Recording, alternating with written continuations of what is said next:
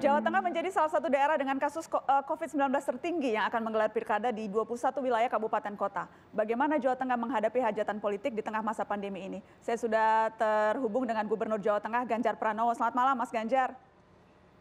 Ya, selamat malam, Mbak Nana. Mas Ganjar, Anda deg-degan nggak, Mas? Harus menyelenggarakan atau harus terlibat memastikan pilkadanya ini lancar di tengah pandemi yang seperti ini, Mas?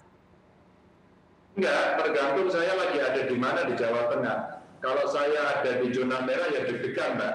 Tapi kalau zonanya sudah kuning, putih atau hijau ya nggak deg-degan. Jalan aja, menurut saya nggak apa-apa. Karena sekarang opsinya mesti jalan, nah sekarang deg-degan nggak deg-degan saya harus menyiapkan diri begitu. Mas, tapi kan zona-zona itu karena tidak ada penutupan atau pembatasan wilayah yang ketat sehingga akan dengan mudah zona merah arus lalu lintas orang kan bisa dengan kemudian gampang berubah tuh, Mas, zona merah, kuning, hijau. Apalagi kalau kampanye dan pilkada yang arus orang keluar masuknya sangat kencang, Mas Ganjar. Ya, betul sekali, Mbak Nana. Kalau kemudian terjadi perpindahan warga yang besar, tentu itu akan membahayakan. Namun demikian, ada atau tidak ada pilkada, pergerakan itu kan sekarang mesti kita kontrol ya. Nah, kalau sekarang pilkadanya nanti dengan kampanye terbuka, udah deh, nggak usah saja lah kalau gitu ya. Itu bahaya banget. Hari ini saja saya udah dapat laporan orang kondangan, tahu nggak, Pak? Tahu resepsi gitu, Mbak? Itu saja udah bikin geger di kampung. Jadi kontrol masyarakat sekarang bagus. Maka kalaulah kemudian ini tetap dilaksanakan, saran saya di virtualin semua. Masuk kampanye virtual, kalau hari ini masih ada tahapan yang kemarin masih ditunda, virtual saja. Jadi betul-betul diberikan saja akses pada media elektronik, media sosial, agar itu betul-betul nantinya bisa dipakai oleh para kandidat, sehingga tidak bertemu fisik begitu. Mas Ganjar, tapi seberapa Anda yakin bahwa protokol kesehatan ini akan dipatuhi oleh para kontestan maupun oleh publik, Mas Ganjar? Karena kalau kita lihat faktanya sekarang seperti yang tadi Mas Ganjar sebutkan. Kalau Mbak Nana bicaranya sampai hari ini saya nggak yakin. Kalau sampai hari ini saya nggak yakin sama sekali.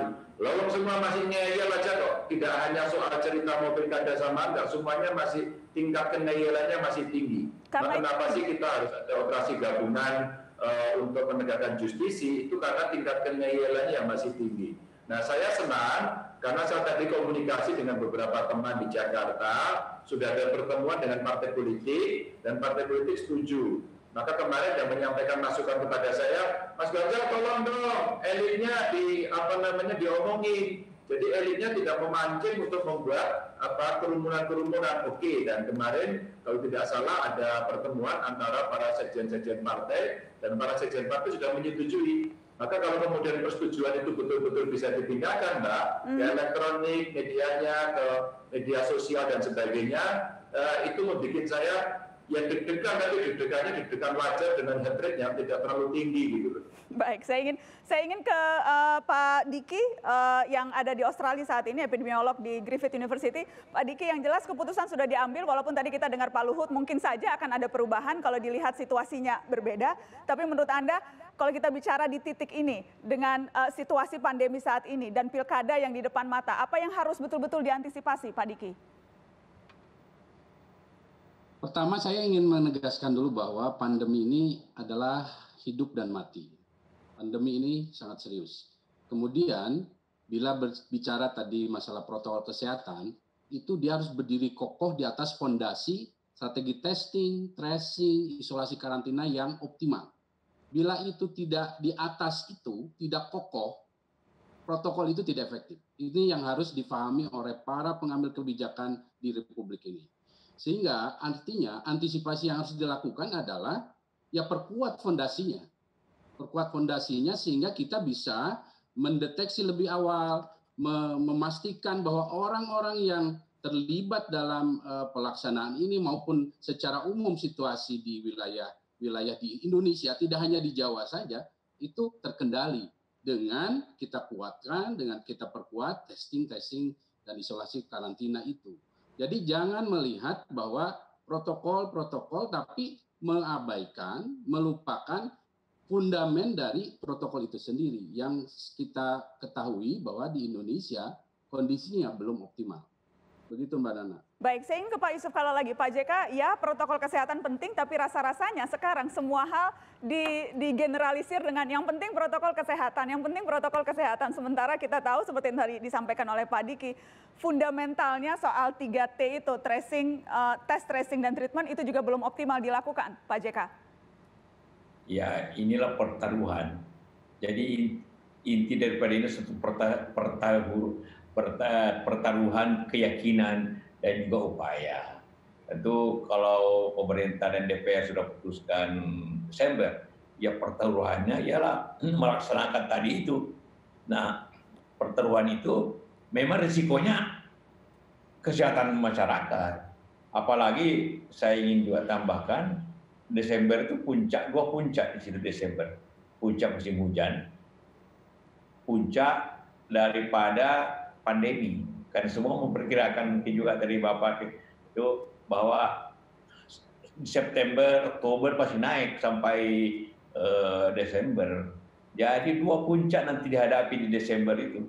Puncak daripada pandemi, puncak daripada musim hujan. Nah, jadi risikonya sebenarnya cukup tinggi, bukan hanya melaksanakan kalau pertemuan 100 orang, menurut saya tidak perlu sekalian, jangan tahu salah. Karena tim sukses saja mungkin 200. Dan kalau yang hadir hanya pendukung, buat apa ada rapat lagi? Pidato-pidato ini sudah hafal, pasti itu sudah tusuk itu. Lebih menurut saya pendapat kalau memang Desember sudah debat saja, bikin debat aja berkali-kali seperti ini dengan TV. Itu lebih efisien. Tak usah pakai rapat umum, pakai raja, debat-debat, ya sudah. Itu menurut saya lebih hemat waktu, hemat biaya, hemat apa, sehingga tidak perlu. Jadi yakinlah kalau 100 itu mungkin yang hadir 300, 200 tim sukses. Iya. Baik. Ya, dan musim hujan lagi, ya sudahlah, perkecil aja acaranya. Saya ingin langsung ke Pak Ilham kalau begitu. Pak Ilham, usulan Pak JK konkret sekali itu Pak Ilham. Sudahlah, sama sekali tidak usah ada rapat umum, sama sekali tidak ada kumpul-kumpul. Semuanya kampanyenya virtual saja. Apakah KPU akan mengeluarkan keputusan sampai sespesifik itu? Ya, jadi PKPU akan kita rubah. Karena gini Mbak Nana, PKPU itu kan mengacu kepada undang-undang. Nah, undang-undang itu sebetulnya kan masih memperbolehkan ya pertemuan rapat umum dan sebagainya, sehingga KPU kemarin mengakomodir dengan membatasi jumlah orang dan juga kemudian berkoordinasi dengan Satgas dalam rangka pelaksanaannya. Jadi kalau Satgas bilang nggak bisa, ya nggak bisa. Nah, tetapi kemudian dengan derasnya masukan kepada kami, sampai saat ini kami masih terus menggodok dan kemungkinan besar kami akan menghapus rapat umum tersebut. Dan juga tatap muka pun kalau kita berikan juga nanti jumlahnya sedikit, dan semua kita pastikan nanti kampanyenya via daring.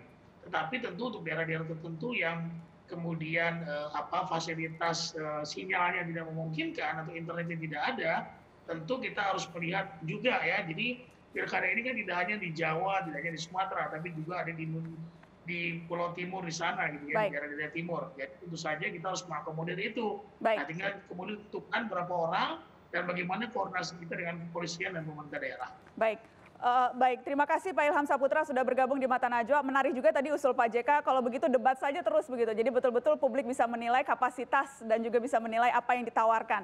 Jadi tidak perlulah kampanye lewat cara-cara yang lain. Debat terus antar kandidat supaya kita bisa melihat betul-betul mana yang jagoan. Kita akan kembali setelah pariwara, tetap di sini.